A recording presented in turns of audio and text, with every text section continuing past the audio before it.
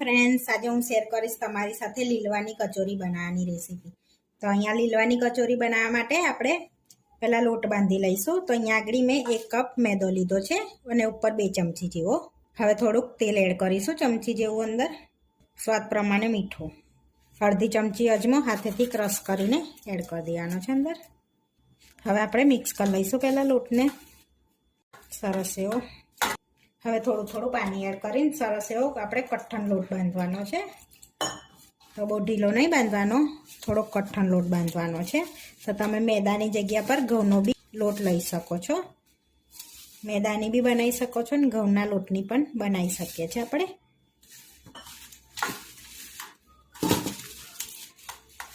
તો આ રીતનો આપણે લોટ બાંધી દીધો છે. બહુ ઢીલો નહીં, બહુ કઠણ નહીં, મીડિયમ સાઇઝનો આપણે ભાખરીનો જે લોટ બાંધે ને એ રીતનો બાંધી દીધો છે. હવે થોડુંક તેલ એડ કરીશું આપણે ઉપર. તો ચમચી જેવું તેલ એડ કરીશું, અડધી. હવે મિક્સ કરી લઈશું આપણે. કેળવી લેવાનો છે એને આ રીતનો તેલ એડ કરીને, એટલે સરસ સ્મૂથ થઈ જાય આપણો લોટ. હવે આપણે રેસ્ટ આપીશું એને 10 મિનિટ માટે.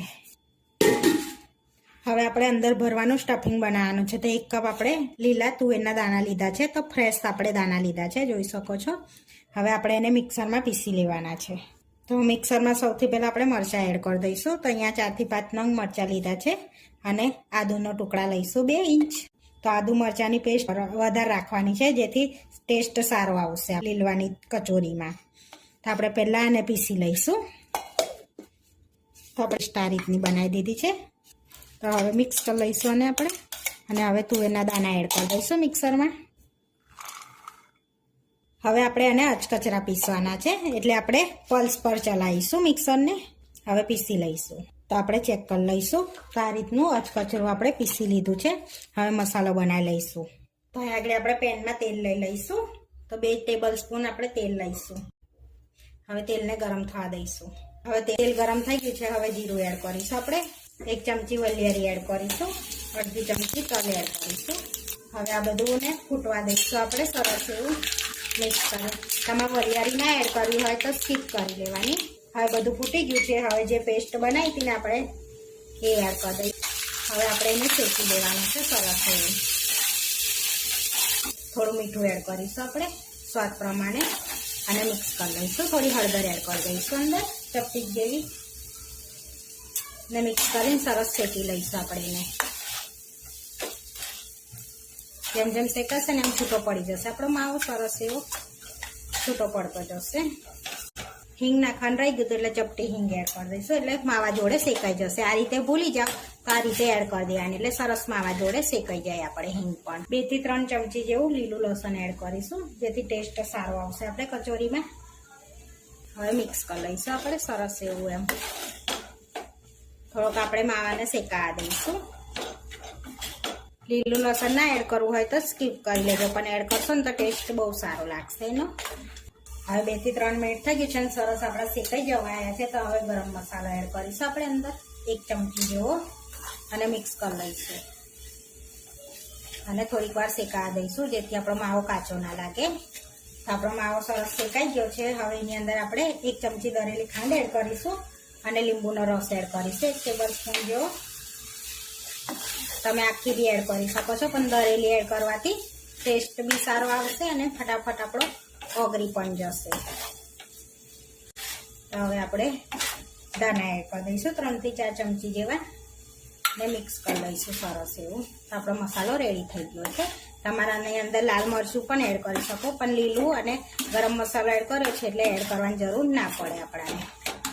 તો લગભગ આપણાને 4 થી 5 મિનિટ થઈ ગઈ છે. તો આપણો માવો સરસ રેડી થઈ ગયો છે. હવે આપણે એને ઠંડો થવા દઈશું થોડી વાર, જેથી સરસ આપણી કચોરી વરે અને ઢીલી ના થઈ જાય ને ક્રિસ્પી રહે. મિક્સ કરી લઈશું આપણે લોટને સરસ એવો. આપણે લોટને કઠણ બાંધ્યો છે એટલે અટામણની જરૂર નહીં પડે. તો આપણે આમાં અહીં નાની નાની સાઇઝની આપણે કચોરી બનાવવાની છે, એટલે આપણે નાની નાની સાઇઝના બોલ્સ વાળી લઈશું મેદાના આ રીતના. તમારે મોટી વારવી હોય તો મોટો ગુલ્લો લઈ લેવાનો. આપણે નાની નાની વારે છે એટલે નાનો ગુલ્લો લીધો છે. તો આટલી સાઇઝના આપણે બોલ વારવાના છે.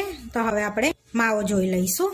તો માવો બી સરસ આપણે એવો ઠંડો બી થઈ ગયો છે, જોઈ શકો છો. તો આમાં બોલ પણ વળી શકશે આપણે, બોલ્સ વાળીશું એટલે. હવે એક ગુલ્લો લઈને આપણે વણી લઈશું એને સરસ એવી, પૂરી જેટલું વણવાનું છે આપણે. અને થોડુંક પાતળું રાખીશું, બહુ જાડી નહીં રાખીએ આપણે એને. આપણે આટલી સાઈઝની પાતળી અને આટલી વણી લીધી છે. હવે આપણે એની અંદર સ્ટફિંગ ભરી લઈશું. તો આપણે 1 ટેબલ સ્પૂન જેટલું સ્ટફિંગ ભરીશું અંદર, આ રીતનું. હવે આપણે પેક કરી લેવાની છે સરસ એવી. તો આ રીતની આપણે બંધ કરીશું. આ રીતનું અંદર સ્ટફિંગ ભરતા જઈશું. આ રીતનું અંદર આપણે ભરી લેવાની છે આ રીતની કચોરી. હવે ઉપરના ભાગને આપણે થોડોક કાઢી લઈશું. આ રીતની આપણી કચોરી પેક કરી દીધી છે આપણે, સરસ સીલ કરી દીધી છે આ રીતની. જોઈ શકો છો સરસ આપણી કચોરી પેક થઈ ગઈ છે. પછી બીજી રીતે આ રીતનો બોલ્સ વાળી લેવાનો છે. પછી આ રીતે વારીને પેક કરી લઈશું અંદર, આ રીતે ભેગું કરીને. ને ઉપરનો થોડોક કાઢી લઈશું સાઈડમાં, અને આ રીતના આપણે બોલ્સ વાળી લઈશું. આપણી કચોરી સરસ રેડી થઈ ગઈ છે. તો 2 રીતની આપણે કચોરી છે, આ રીતની બોલ્સ વાળી ને એક સ્ટફિંગ ભરી દેવાનું અંદર. હવે આ રીતે આપણે બધી વારી લઈશું કચોરીને. આપણે બધી કચોરી વારીને રેડી કરી દીધી છે. હવે આપણે તરી લઈશું.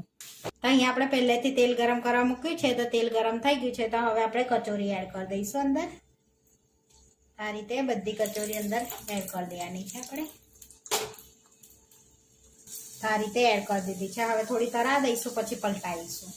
તો આપણે થોડી તરાઈ ગઈ છે, હવે પલટાઈ લઈશું. અને ધીમા તાપે સરસ એવું ગોલ્ડન બ્રાઉન થાય ને ત્યાં સુધી તરા દઈશું આપણે. હવે આ રીતના આપણે કલરની કચોરી તરાઈ ગઈ છે. તો હવે આપણે પ્લેટમાં લઈ લઈશું. તેલ નિતારીને આ રીતે આપણે બીજી પણ તરી લઈશું. આપણે પ્લેટમાં લઈ લીધી. તો આપણે બધી કચોરી તરીને રેડી કરી દીધી છે. હવે આપણે સર્વ કરી લઈશું. તો અહીંયા પ્લેટમાં આપણે કચોરીને લઈ લઈશું. ટોમેટા કેચઅપ જોડે આપણે સર્વ કરીશું એને. બતાવું તમને. તો સરસ આપણી એવી કચોરી રેડી થઈ ગઈ છે, જોઈ શકો છો. આપણી લીલવાની કચોરી બનીને રેડી થઈ ગઈ છે. આવા વિડીયો જોવા માટે મારી ચેનલને સબસ્ક્રાઈબ કરો, લાઈક કરો અને શેર કરો. અને તમે જરૂરથી ટ્રાય કરો. ફરી મળીશું નવા વિડીયોમાં. કોમેન્ટ કરીને જરૂરથી જણાવજો કે તમને આ મારી રેસીપી કેવી લાગી.